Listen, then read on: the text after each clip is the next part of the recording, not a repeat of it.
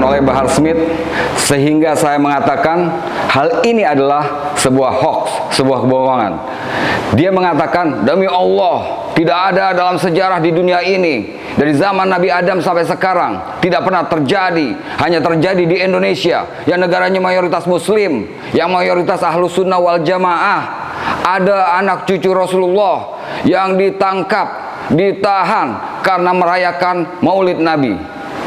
Sampai di sini terkesan apa yang disampaikan Bahar bin Smith itu diterima dengan baik dan penuh fakta oleh jamaahnya. Padahal sebenarnya ini adalah sebuah permainan kata-kata. Tahukah kata-kata itu yang dimainkan apa? Kata-kata itu ditangkap karena mengadakan acara maulid.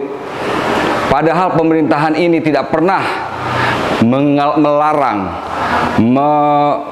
bla bla bla terhadap acara maulid. Ingat peristiwa Ahok yang mengatakan bahwa jangan mau dibohongi surat Al-Maidah. Ada yang dibuat terkesan memojokkan kitab suci itu, padahal isi pembicaraan Ahok pada waktu itu tidak seperti itu. Kali ini pada isi ceramah Bahar, kata maulid sengaja disebutkan belakangan sehingga orang terprovokasi dengan ditangkap dan dipenjara untuk menguatkan bahwa pemerintahan ini polisi dan alat hukum anti terhadap habaib, ulama, dan umat Islam. HRS ditangkap karena melakukan pelanggaran protokoler kesehatan. Sekali lagi ingat itu.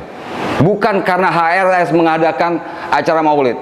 Justru di saat HRS mengadakan acara maulid, kamilah yang susah mengadakan acara maulid karena tidak dapat izin. Pada waktu itu saya ingin mengadakan acara maulid di Cisarua, justru tidak mendapatkan izin. Tapi beliau bikin maulid di Petamburan. Kita harus tahu, jangan pura-pura tidak tahu. Pemerintahan di Indonesia ini selalu berdekatan dengan Habib dan ulama. Jangan tutup mata. Masih ingatkah bagaimana di dalam pemerintahan Jokowi ada seorang nama Habib yang masuk jajaran Watim Pres, yaitu Habib Lutfi bin Yahya. Di pemerintahan sebelumnya justru tidak pernah ada nama seorang Habib masuk dalam jajaran Watim Pres. Sebagai seorang keturunan Habib, saya berhak mengklarifikasi dan mengedukasi masyarakat bahwa pemerintahan ini tidak anti terhadap Habib, ulama, dan umat Islam. Ini hanyalah masalah politis. Ini hanyalah masalah like or dislike terhadap sebuah pemerintahan. Bagaimana saya juga tidak suka dengan pemerintahan sebelumnya di zaman SBY, tapi saya tidak pernah melakukan hoax terhadap pemerintahan SBY. Kalau saya mau, saya bisa, tapi saya tidak mau, karena itu fitnah, dan fitnah itu hukumannya besar di akhirat. Apa gunanya menjadi seorang Habib dan suka memfitnah-fitnah? Tidak boleh itu. Bahwa mengatakan semenjak zaman Nabi Adam sampai sekarang belum pernah ada keturunan Nabi yang dipenjara dan ditahan. Padahal kenyataannya, ingat, Sayyidina Hussein, cucu yang dikasihi Nabi, dibunuh dan dipenggal kepalanya. Ada kenyataan seperti itu. Habib Ahmad bin Isa al-Muhajir dikejar-kejar hingga hijrah ke Hadramaut, dan keturunannya pada abad 16 pindah ke Nusantara. Itu semua karena mereka mendapatkan tekanan oleh pemerintahan yang ada pada waktu itu. Justru di Indonesia mereka diterima dengan baik, bisa berkarya, membuat majelis, dan melakukan segala aktivitas.